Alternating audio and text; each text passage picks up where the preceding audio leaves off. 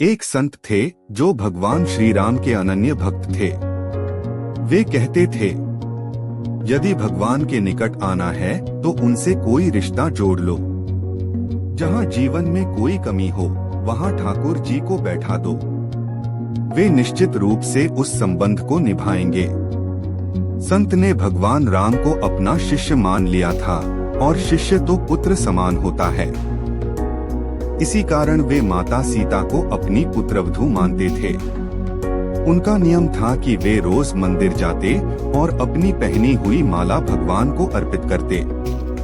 लेकिन मंदिर के कुछ लोगों को यह बात अच्छी नहीं लगती थी।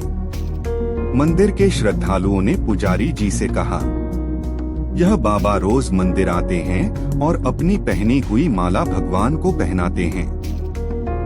हम तो बाजार से नई माला लाकर चढ़ाते हैं और ये अपनी उतारी हुई माला भगवान को अर्पित करते हैं। यह उचित नहीं है। धीरे धीरे लोगों ने पुजारी जी को भी भड़का दिया। अगले दिन जब संत मंदिर पहुँचे और पुजारी जी को माला सौंपी तो पुजारी ने माला लेने से मना कर दिया और बोले, बाबा, यदि आपको भगवान को माला पहनानी है तो बाजार से नई माला लाएं। हम ठाकुर जी को पहनी हुई माला नहीं पहनाएंगे। बाबा कुछ नहीं बोले। वे बाजार गए और नई माला खरीद कर ले आए। लेकिन आज उनके मन में एक अजीब सी उदासी थी। अब जब पुजारी जी ने वह नई माला भगवान को पहनाई तो माला अचानक टूटकर नीचे गिर गई। उन्होंने फिर से माला जोड़ी और पहनाई, लेकिन फिर वही हुआ, माला नीचे गिर पड़ी। यह सिलसिला 3-4 बार चला, पर हर बार भगवान ने माला अस्वीकार कर दी। यह देखकर पुजारी जी को अपनी गलती का एहसास हुआ। वे तुरंत संत के चरणों में गिर गए और क्षमा मांगी। चूंकि बाबा माता सीता को अपनी पुत्रवधू मानते थे, इसलिए उन्होंने पुजारी जी से कह रखा था, जब भी मैं मंदिर में आऊं तो माता सीता के विग्रह पर पर्दा डाल देना। पुजारी जी हमेशा ऐसा ही करते थे।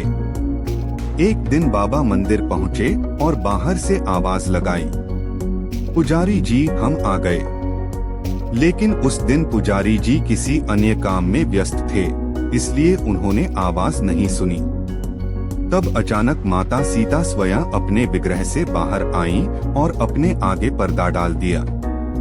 जब बाबा मंदिर में आए और पुजारी ने यह दृश्य देखा तो वे आश्चर्यचकित रह गए। उन्होंने तुरंत माता सीता के विग्रह की ओर देखा, वहां पर्दा पड़ा हुआ था। पुजारी बोले, बाबा, आज तो आपने आवाज लगाई ही नहीं।